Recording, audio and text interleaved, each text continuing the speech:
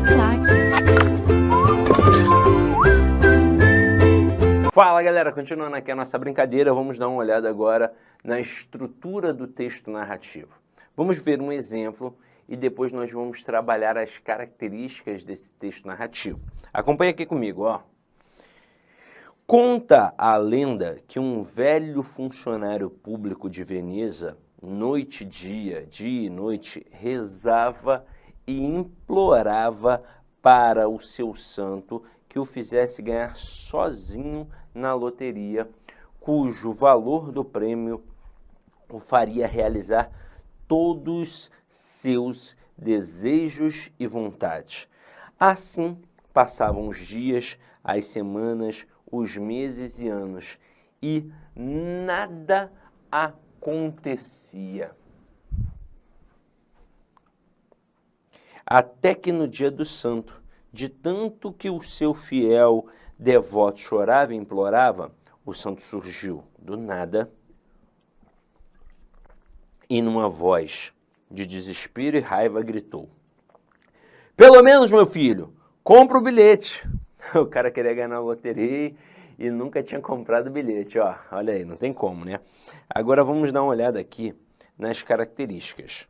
Veja bem, nós temos uma sequência de ações ao longo do tempo. Então, se tem sequências de ações, olha o que a gente vai puxar aqui, ó. Como se essa fosse a primeira, vou colocar aqui, ó, 5 características apresentadas. Se existe uma sequência de ações, existe o quê? Uma predominância de verbos de ação. Quais são os verbos que indicam ação? Os verbos transitivos e os intransitivos.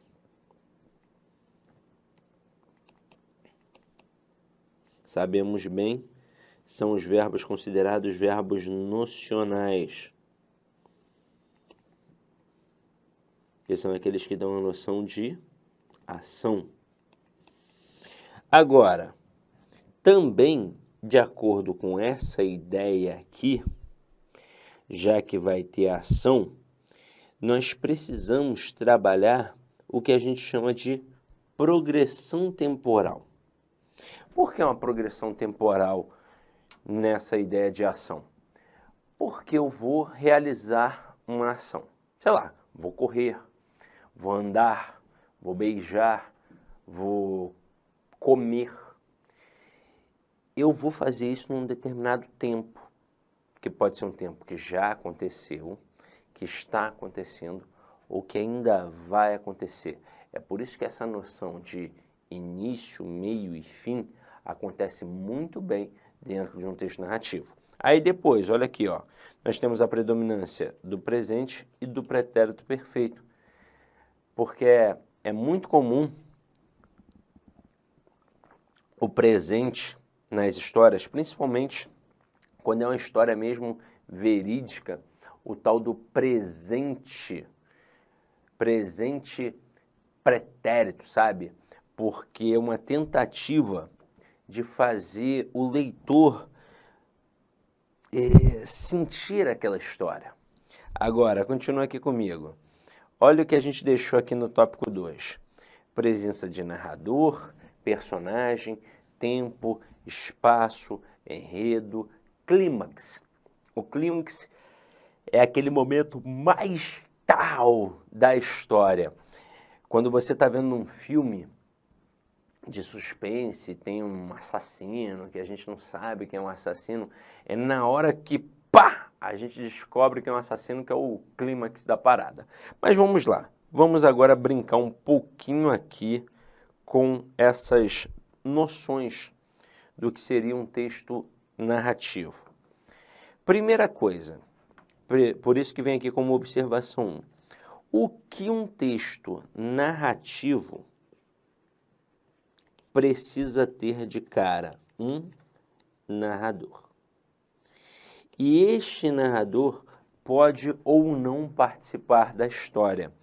Por isso que ele pode ter o foco narrativo em primeira pessoa ou pode ter o foco narrativo em terceira pessoa. Então veja aqui no nosso material. Tem o narrador personagem, tem o narrador observador e ainda tem um narrador onisciente, que aqui ó, tá questionável e eu já vou explicar o porquê.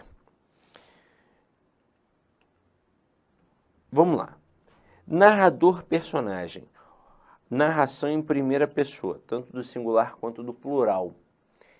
E por que narrador personagem? Qual o intuito? Ora, é o cara que participa da história.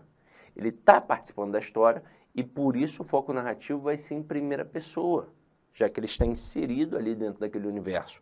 E aí veja bem, ontem acordei cedo, tomei café e fui pedalar. No entanto, devido à chuva, logo voltei para casa. Opa, olha só quantas coisas aqui interessantes. Veja que aqui tem uma época, um tempo. Veja que aqui o camarada se coloca, é ele que acordou. Veja que tem a própria história. Veja que tem local. E está muito interessante isso. Então vamos lá. O narrador, para você entender bem, ele tem que te situar no tempo e no espaço. Ele tem que apresentar aquilo que a gente chama de contexto. E aí você provavelmente, em algum momento, aprendeu com um macetinho assim, ó. O texto narrativo tem o pente. O pente. O que é o pente? Né? Aquela música dos Havaianos, não lembra? Dos Havaianos? É o pente, não é isso não. Quando o cara coloca pente, ele tem ali personagem, ele tem ali enredo, ele tem ali tempo e espaço. Então, a galera coloca tempo, né? Perdão, coloca pente. Eu não gosto de colocar assim. Eu gosto de colocar de uma forma que eu acho mais didática. Então acompanha aqui. O narrador, ele nos apresenta as 4 famosas perguntinhas do texto narrativo. Ele mostra quando está acontecendo, ele mostra onde está acontecendo, ele mostra como está acontecendo e ele mostra quem está participando.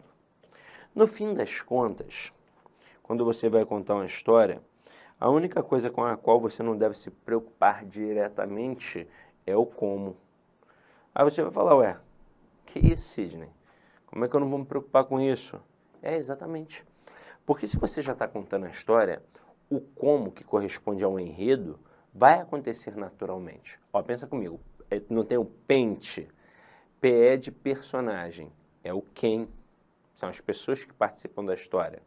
Tá entendendo? Ó, P de personagem. P de personagem, perdão. Ó, P de personagem. Aí tem o E e o N de enredo, que é o como. Aí, P de personagem, EN de enredo. Então, ó, o P, que é o personagem, é o quem. O EN de enredo é o como. Aí depois você tem ó, o T de tempo, que é o quando aqui. E você tem o E de espaço, que é o onde.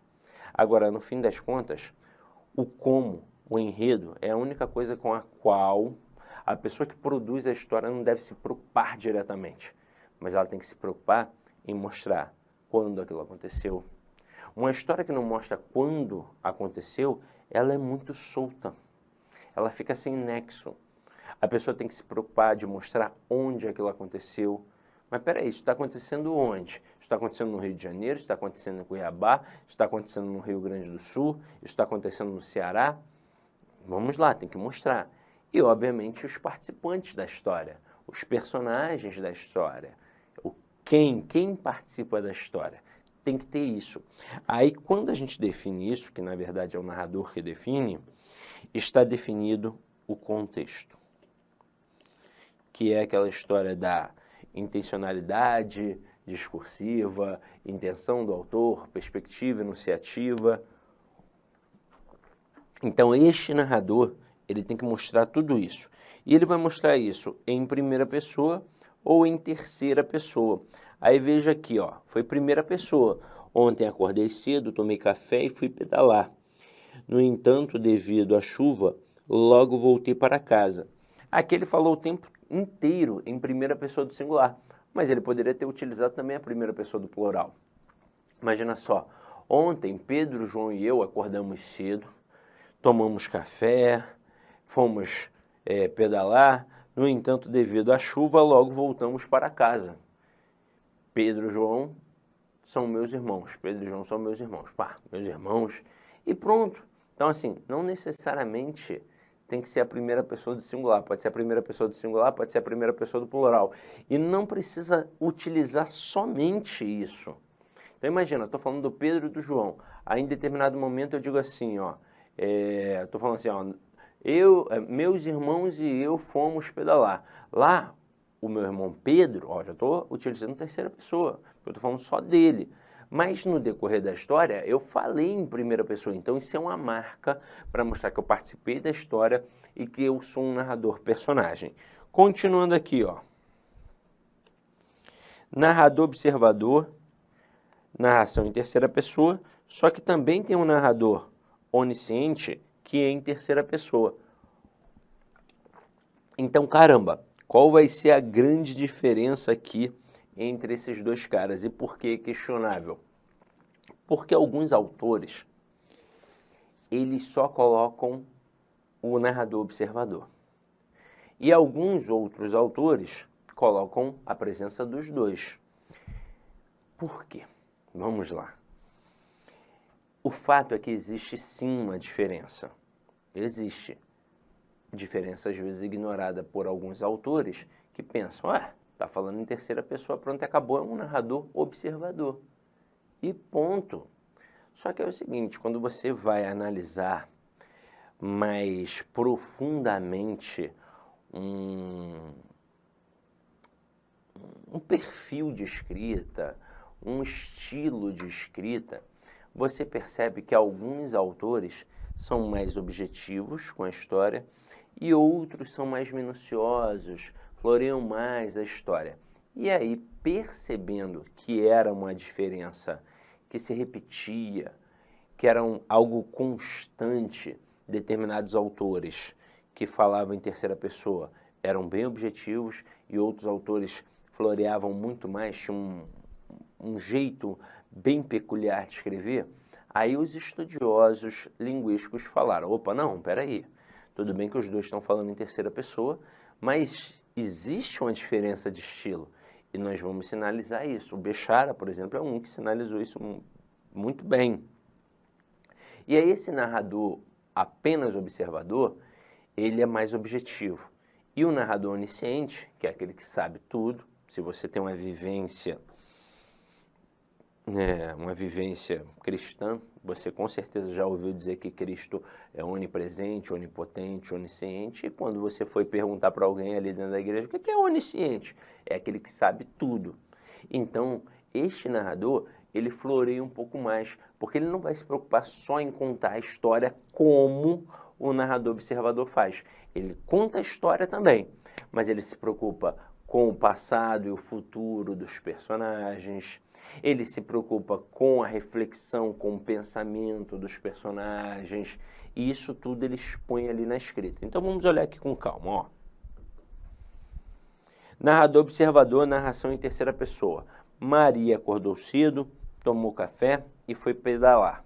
No entanto, devido à chuva, logo voltou para casa. Veja que o tempo todo aqui a história só fala sobre a Maria. Em nenhum momento eu participei da história. Agora, narrador onisciente. Veja que eu botei aqui, ó, questionável para alguns. Narração em terceira pessoa com comentários sobre o passado e o futuro da narrativa, além de análises dos pensamentos das personagens. Então veja, Maria acordou cedo, tomou café e foi pedalar. Mas não, no final da história, Maria não terá um dia tranquilo assim. Em vez disso, Maria encontrará uma série de problemas e perigos em seu caminho. Então, tá vendo? Aqui, além de contar a história, que era uma história simples, que a Maria acordou cedo, tomou café e foi pedalar, coisa que na outra parte da história, olha só, na outra parte da história foi só isso, ó. Maria acordou cedo, tomou café e foi pedalar. Só que aí tacou aqui um no entanto, que foi para trazer uma oposição, devido à chuva logo voltou para casa. Então a chuva fez a Maria voltar para casa. Agora, continuando aqui, ó. Maria acordou cedo, tomou café e foi pedalar. Até aí, ó, tudo bem, mesma base. Mas não, no final da história, Maria não terá um dia tranquilo assim. Em vez disso, Maria encontrará uma série de problemas e perigos em seu caminho. E aí você está vendo que no outro fato, a gente já pensa assim, a chuva pode atrapalhar, pá, pronto, volto para casa. Aqui não, aqui já fala que o dia não vai ser tranquilo, que ela vai encontrar uma série de problemas e por aí vai. E essa é a base. Esse é o texto do narrador onisciente. Esse é o texto. Vou te dar aqui um outro panorama, outro panorama não, vou trazer um outro tipo de história nas 3 pegadas para você entender bem, para reforçar. Imagina só que eu, o Luiz Antônio, e deixe-me ver um outro professor aqui nosso, o Arthur Damasceno. Então vamos lá. Arthur, Luiz e eu, tá? Vamos participar das histórias. Aí vamos lá. Eu vou participar da primeira história, então eu serei um narrador personagem. Mas eu vou trazer todos os aspectos. O quando, o onde, o quem e o como. E eu digo assim que numa noite de sexta-feira, então numa sexta-feira à noite, eu não preciso também definir, ó, sexta-feira, dia 21, de não sei que lá, de não sei que lá, de 2000, não sei quando. Não preciso isso. Eu posso simplesmente trazer, ó, numa sexta-feira à noite, no centro da cidade de Cuiabá. Olha só, já trouxe o quando e eu já trouxe o onde. Então, ó, numa sexta-feira à noite, no centro da cidade de Cuiabá, Luiz, Arthur e eu Aí eu já trouxe os personagens. Caraca, já tem quase tudo, ó. Já tem o quando, já tem o onde, já tem o quem. Eu vou continuar contando a história e vai ser o como. Vai ser o enredo. Então, ó, numa sexta-feira à noite, no centro da cidade de Cuiabá, Luiz, Arthur e eu resolvemos comemorar a aprovação dos nossos alunos no concurso público. Lá, paramos num bar, ali no centro, perto de não sei o que lá, não sei o que lá, paramos num barzinho muito legal, conhecido na região, muito divertido, foi bem legal. Encontramos alguns alunos que haviam feito a prova, batemos um papo, tiramos fotos, foi bem divertido. Pá, pronto. Contei a história, né? Contei o tudo, pá, não sei o quê. Ou então, poderia simplesmente falar assim, ó, numa noite de sexta-feira, no centro da cidade de Cuiabá, Arthur, Luiz e eu resolvemos comemorar a aprovação dos nossos alunos na prova do concurso público. Arthur encheu um pouco mais a cara, deu teto preto, Luiz e eu precisamos levá-lo para casa. Pronto, acabou. Contei uma história em que eu participei, narrador personagem. Inicialmente, eu quero pedir licença aos seus estudos, pois interrompi, mas esse vídeo é um vídeo demonstrativo do nosso curso completo, ponto a ponto, 100% focado no concurso de Astolfo Dutra, do município para o cargo, para o cargo especificamente de guarda municipal. Tá certo? Cara, vem estudar com a gente. Essa aula é uma aula demonstrativa. Nós colocamos aí apenas 150 vídeos. Nós temos muito mais vídeos, eu tenho certeza, mas certeza absoluta, se você cumprir a nossa metodologia, o nosso personal coach, aqui na Lá Concurso você vai ter uma metodologia chamada personal coach. Personal significa pessoal e coach significa treinador. É o estudo em regime de metas. Isso é só aqui na Lá Concursos e eu tenho certeza que você ficará super satisfeito.